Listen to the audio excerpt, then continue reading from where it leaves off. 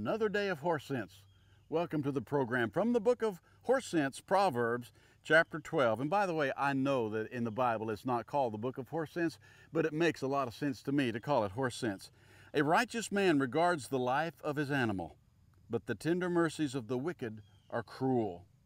He who tills his land will be satisfied with bread, but he who follows frivolity is devoid of understanding.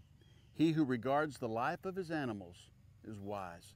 This morning, we're going to work a little bit with Little Yeller.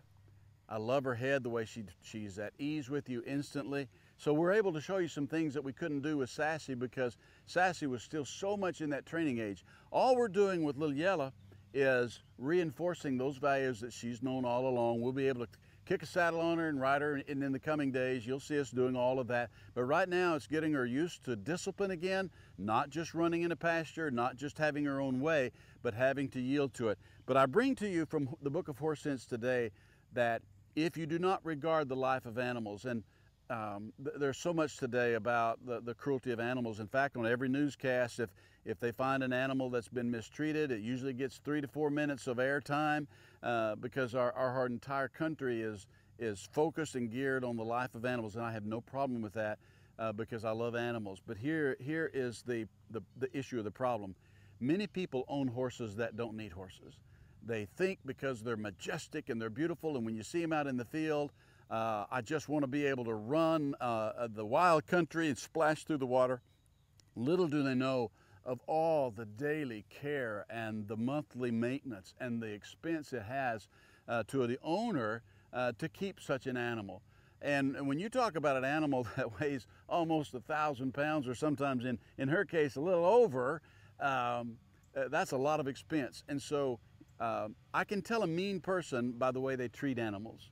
You can tell if there's a kindness in them that respects that God made them as creation as well. Now there's another side of this coin.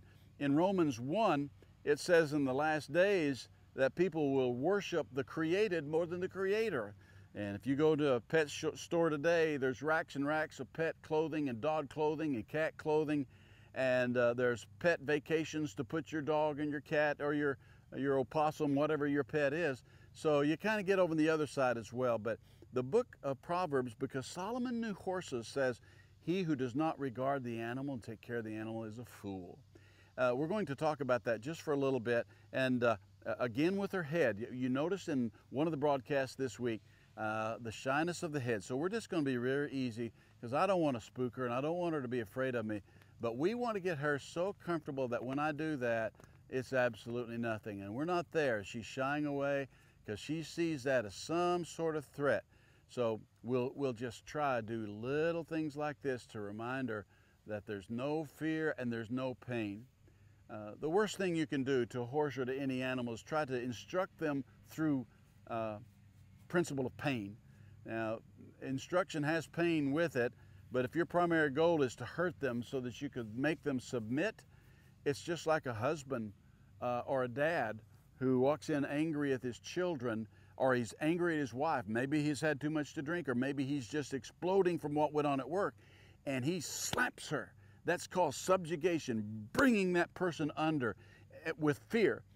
If you train a horse that way, you are an idiot. If you train a child that way, you're a fool, because that subjugation makes a general distrust of everyone else in life.